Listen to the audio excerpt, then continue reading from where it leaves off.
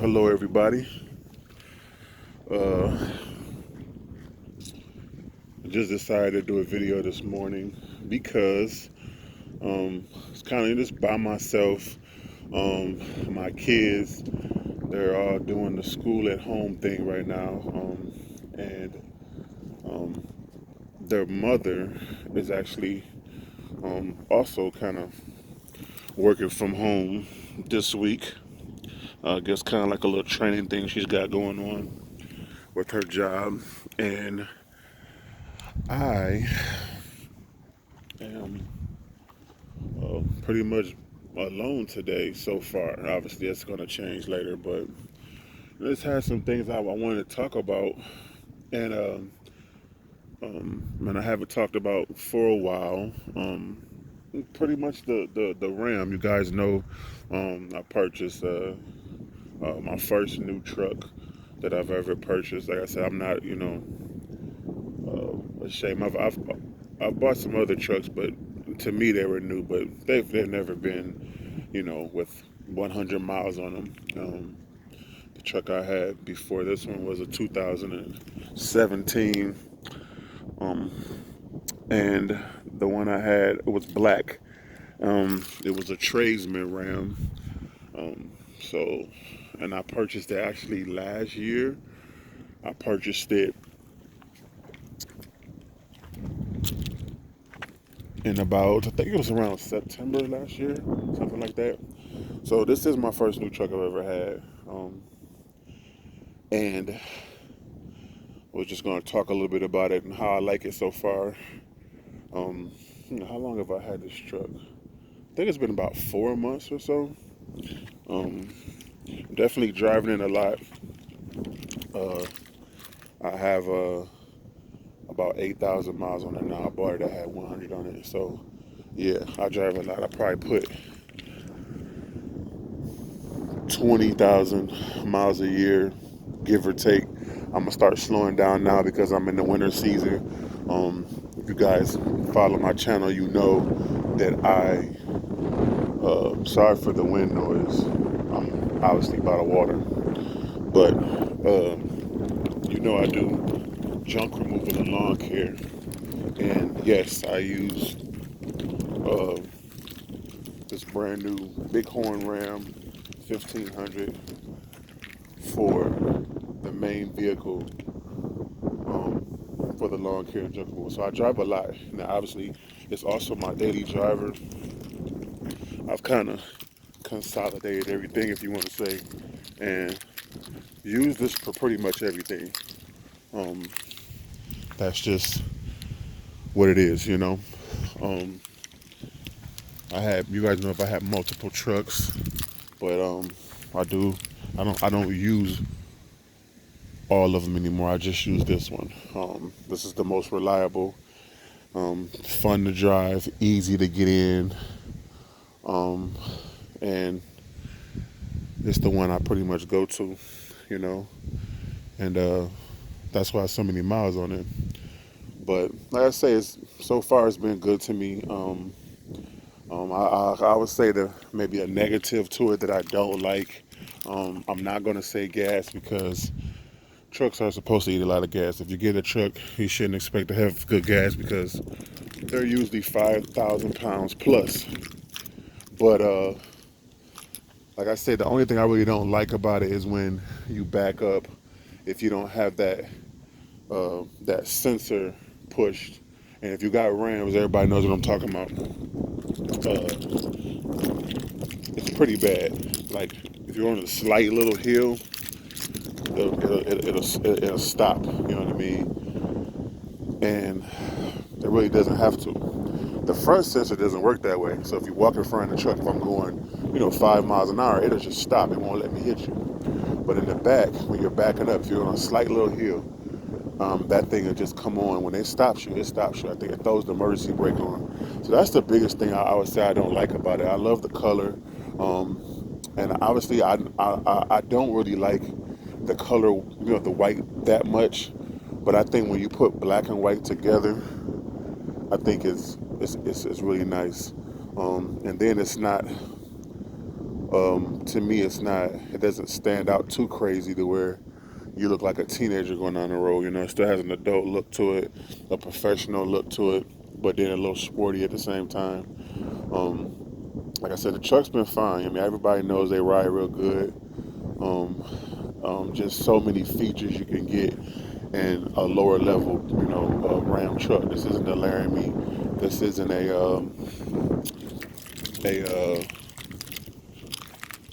limited. It's not a Rebel. It's closer to the low end than to the top end. It's the second equipment two package. Um, Bighorn. That's it. No leathers in it, but man, it's got a lot of other stuff. You know what I mean? Like I said, the safety features. You know what I mean? When you open up the doors, the lights come on in the mirror so you can see down if you drop your keys or something. It's got the sliding rear window. It's got heated seats. It's got heated steering wheel. It's got the Uconnect system. It's got I think it's, what is it called? I don't want to say it wrong. I think it's like you can, I think it's a Uconnect. Yeah, that's what it's called. So a lot of nice stuff, you know what I mean? And obviously it's got obviously four-wheel drive. But what's really cool about it that, for this price point, if you were to get a Ford, you can't get an all-wheel drive truck too. So I can kick this thing in an all-wheel drive too. So it can be an all-wheel drive truck, but then at the same time, man, how the heck did he get down there? That's weird. I know I'm cutting the video off. This dude just drove down there. I wonder how did he do that? I don't see no way of getting down there. Okay, I'll go back to the video, but I've never seen anybody park down there. This is like a dock. I'm gonna go off topic a little bit. In the future, I'd like to own me a boat and dock it here. I mean, that's the downtown Toledo. Way over there, you can barely see top of the trees. It's kind of stopping you from seeing. Well, there he goes. I'm about to find out how he got down there. If he goes in the water and turns into a boat, I'm about to say, man, Ram really got the best trucks. Man, it's like he's about to go into nowhere. There's a way you go. Wow. Oh, okay. It doesn't look so amazing now. Maybe next video I'll do.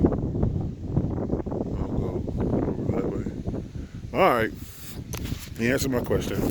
Back to what I was talking about. So, like I say, you get so much more. Like I say, this truck is all-wheel drive, rear-wheel drive, obviously four-wheel drive, and that's what's cool. So you can be kind of rainy, and you ride in all-wheel drive, and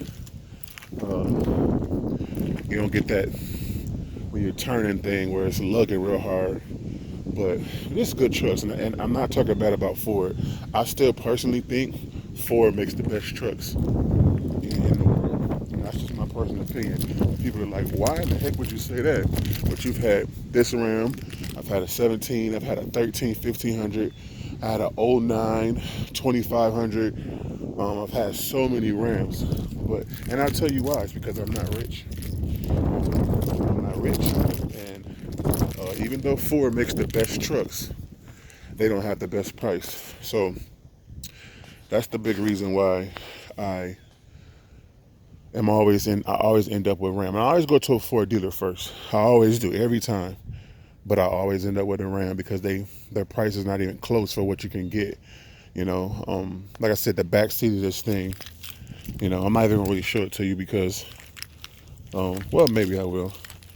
It's hard to see how big it is if you're not sitting in it, but I'm 400 plus pounds, 6'3", and I got my seat all the way back as far as I can, and this is how much room is in the back seat.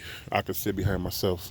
So Fords are definitely big, but these are just a little bit bigger. So like I said, overall, I like the truck. Haven't had any problems. Everything's working like it's supposed to. That's all. I don't want to bore you guys too much, but the truck's it's pretty good. It's got good power. I would never say this is the fastest 1500 out there because, it's not. But it's definitely not the slowest. It's definitely get you. It can pass people real easy. 5.7 liter Hemi. I think it's 395 horsepower, 410 pounds-feet of torque. So, you can pull 8,000 pounds with no problem. Me personally, I wouldn't pull no more than that with a 1500. That's just me. You probably can, but that's about where I stick. It has a 331 gear, so it's not the I think, I was a 92, 96. I always get them confused. But it's not the 390 whatever. It's pretty much the 331. So a little bit better on gas on the highway. My gas mileage I'm getting with this is probably a big question people want to know. What I get, and I obviously remember this, wherever you are in the United States or wherever you are in any country, gas mileage is always going to vary because of how much stop and go traffic that you have. And that's what people don't understand. They think, oh, I'm driving and I get this amount of gas mileage. Well, if you live in Nashville, Tennessee, and then you go from there to, let's say, and you live in Bowling Green, Kentucky, and then the next person lives in Los Angeles, you're gonna all get different gas mileage. And that's the thing that people don't realize. Where you live is going to determine the gas mileage you get. Now, if you talk about highway gas mileage, that should all be pretty similar. Because if you're cruising on the highway, the gas mileage you're going to get should be similar because you're just driving on the highway, you're not stop and go 50 lights. So, when I tell you what I get in gas mileage, take all that into account. I live in Toledo, Ohio. I wouldn't consider this a big city, and I wouldn't consider it a small city. It's an average size city. By land, it's the second largest city in Ohio. By population, it's about the fourth largest city in Ohio, population-wise. It's around 300,000 people here. The metropolitan area is about 700,000, so about 500,000 people or so.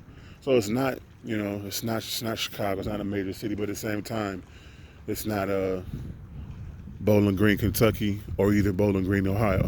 It's not a little town, So that's has a lot to do with gas mileage. But what I personally get on the highway, and I'm gonna go into the highway a little bit more too.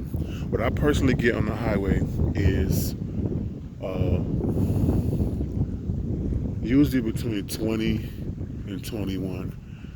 But that can vary too, how fast you're driving. If somebody's going 65 miles an hour, which is the speed limit in most places, or 70, which is the speed limit, they're going to get a different gas mileage than somebody's driving 75 or 80. So that would change your gas mileage. If I go 65, I can get up to 22 with no problem. City driving, I'm usually around 15. That's about what I am. 16, somewhere around there varies. 15, 16. Obviously, mine is tricky because I pull a trailer, a few times a week. So all that stuff varies. But well, that's the end of the video. I don't want to bore anybody too much. But 2020 Ram 1500 Bighorn, and that's it.